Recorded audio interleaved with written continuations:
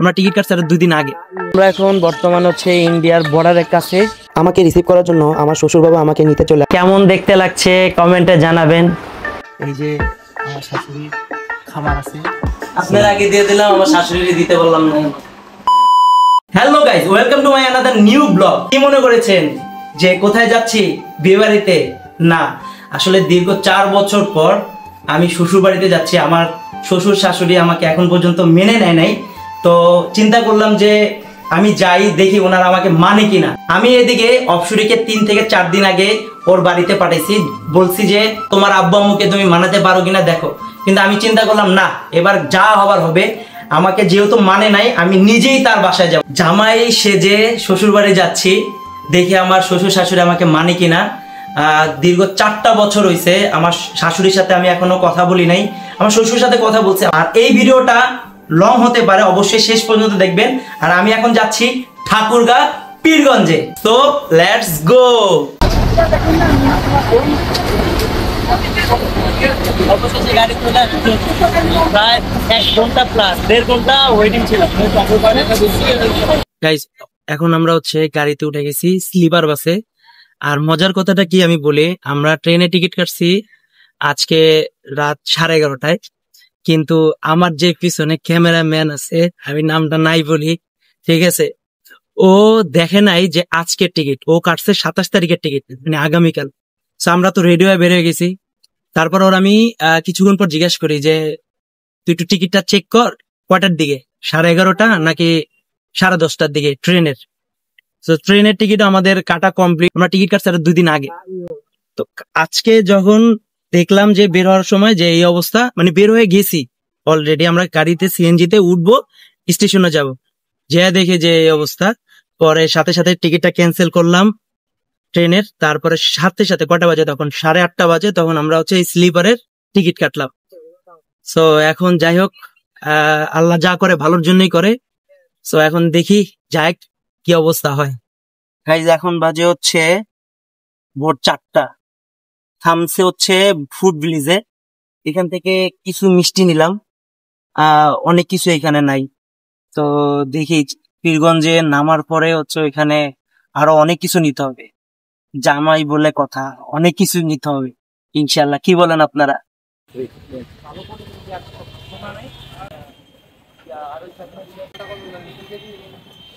আমাকে রিসিভ করার জন্য আমার শ্বশুর বাবা আমাকে নিতে চলে আসলো। দেখুন গাইস, অবশেষে আমি আমার শ্বশুর বাড়ি আসলাম। আমার শাশুড়ি ভিতরে, শাশুড়ি এখন কথা বলে নাই, আমার শ্বশুর আমাকে নিয়ে আসছে। দেখি কি অবস্থা হয়। প্রায় কটার দিকে রওনা দিয়েছিলাম?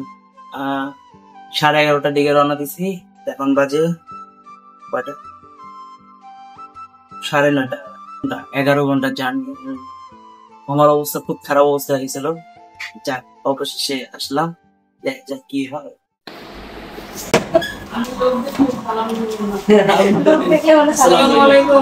আপনার আগে দিয়ে দিলাম, আমার শাশুড়ি দিতে বললাম না। লম্বা একটা ঘুম দিলাম, ঘুম থেকে এখন উঠে এই যে আমার শাশুড়ির খামার আছে, মুরগির খামার। আশেপাশে দেখে ভালো তো মুরগি আছে, মুরগির ডিমও করছে, এই যে মুরগির ডিমও আছে ওই জায়গায়। তারপরে হচ্ছে অনেক গাছ গাছালি আছে, লেবু গাছ, বিশাল বড় বাউন্ডারি নাকি? বিশাল বড় বাউন্ডারি। আমি তো চাইছিলাম এই জায়গায় ব্যাডমিন্টন খেলবো শীতকালে, কিন্তু হ্যাঁ, খেলার মতো বড় স্পেস, খেলতে পারবা তুমি। অনেক অনেক গাছ আছে, আর হচ্ছে লেবু গাছ আছে, লেবু হয়েছে অনেক। দেখা, এই যে একটা জলপাই গাছ, জলপাইও আছে এখানে, জুম করে দেখো। আমি নিজে জলপাই চোখে দেখি না, থাক, দেখা লাগবে না। এই যে লিচু, লিচু, আর এইটা হইছে লেবু। লেবু গাছ। এই যে লেবু হইছে, তো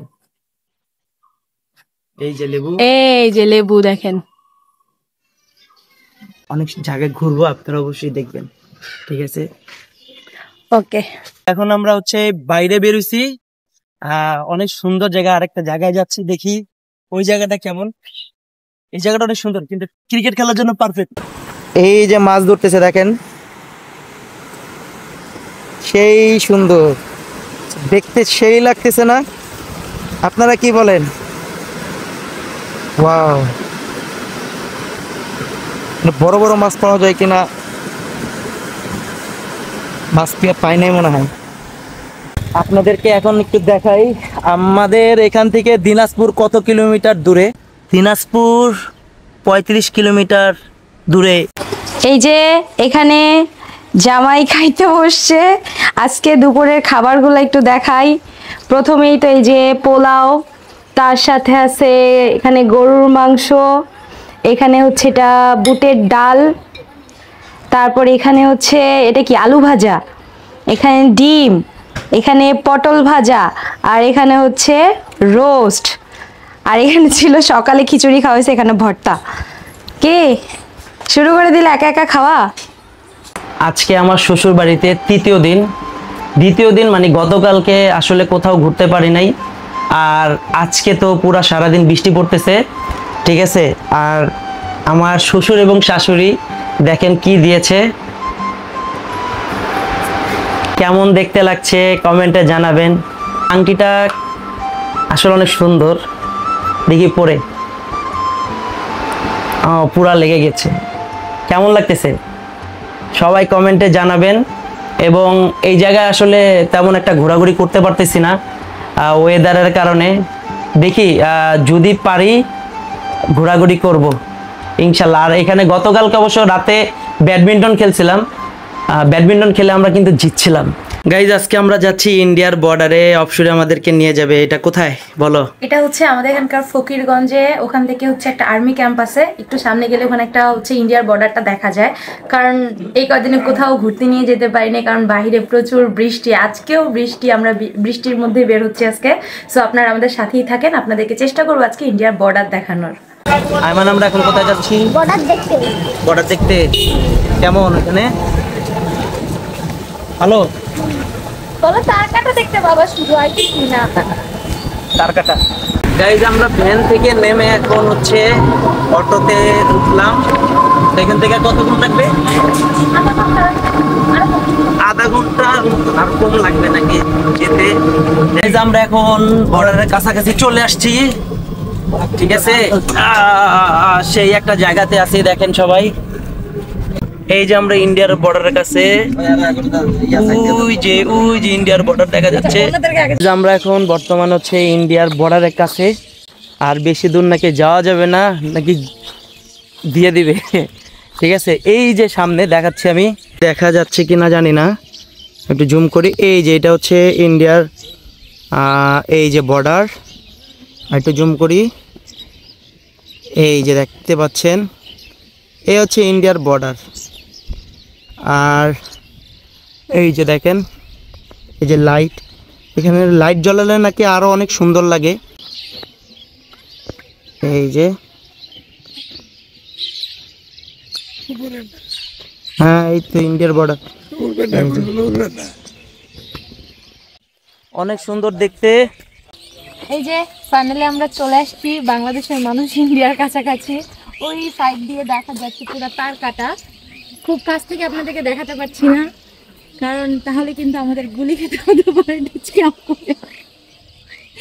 বর্ডার দেখাতে যে গুলি খেয়ে আসতে হবে।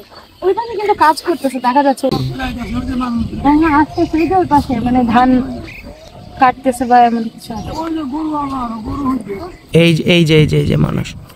আজকের ভিডিওটা আমরা এখানেই শেষ করব। আপনারা তো দেখতে পেলেন আমরা গেছিলাম বর্ডারের কাছে, কিন্তু প্রচুর বৃষ্টি শুরু হয় হঠাৎ করেই।